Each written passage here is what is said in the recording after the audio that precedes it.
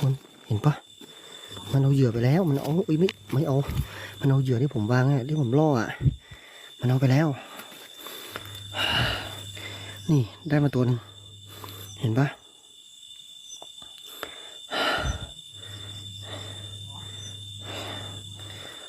สวัสดีทุกคนนะครับโอ้ไม่ค่อยสบายด้วยดิเรื่องของเรื่องแต่เป็นไงเดี๋ยวผมขอขุดก่อนสวัสดีนะครับสวัสดีทุกคนนะครับ179 คนนะครับผมโอ้เยอะมากขอบคุณนะครับขอบคุณที่เข้ามาดูไลฟ์นี่มีอะไรทุกคนไอ้ทีนี้ผมจะต้องดักต่อนะมันเอาเหยื่อผมไป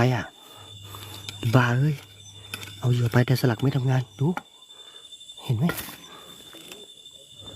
มันมีเศษซากของข้าวโพดนะลงเรืออยู่